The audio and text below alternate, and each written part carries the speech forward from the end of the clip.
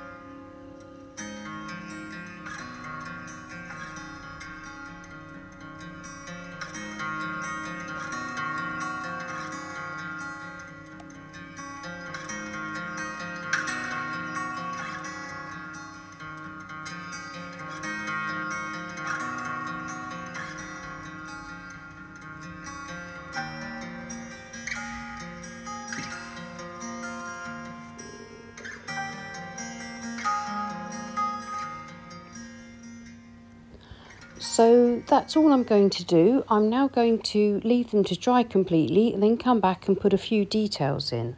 And please observe here that all of these four little sky practices don't look like anything. In fact, they look really bad. They look overworked, they look weird, they don't look like skies.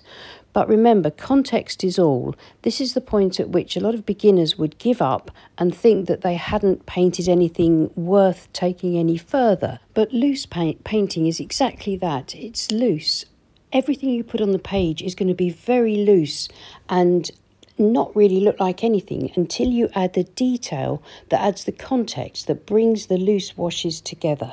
And that's what we'll be doing, and that's what I hope you'll take away from this, and it'll encourage you to not try to paint perfect skies every time, but to really play with atmosphere and just have fun. So they're all dry now, and what I'm going to do is use various smaller brushes and various mixes of paint just to make up some land for each of the scenes. It could be anything. I'm not sort of stressing over it too much. I'm just adding anything that I think might look quite nice. And hopefully, as you'll see, as I add the land, it adds context to the messy washes that I've painted as skies, and all of a sudden they look like convincing skies.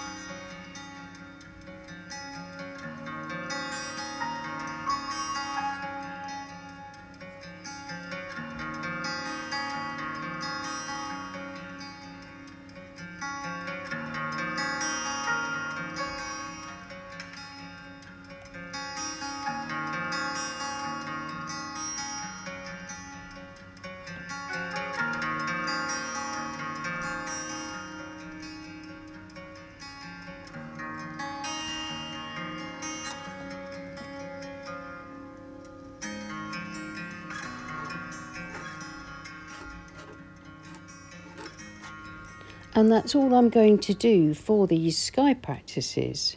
Once I remove the tape, and you can see how those, seemingly sort of ugly, overworked washes now look like reasonably convincing skies, now that a bit of context has been put in other words, suggestions of landscapes.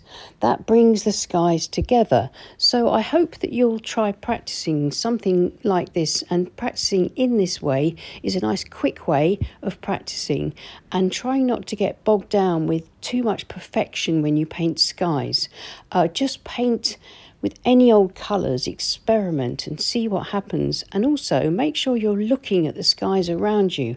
There's an incredible array of different skies, and remember, you don't have to, with watercolour, try to paint a sky exactly.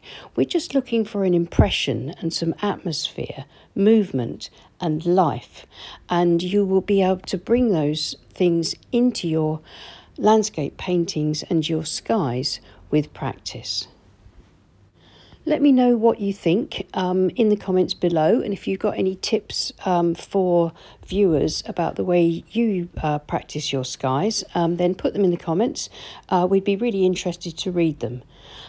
Thank you so much for watching. Please click the thumbs up icon and subscribe to our channel if you haven't already. And thank you so much to everyone that supports us on Patreon.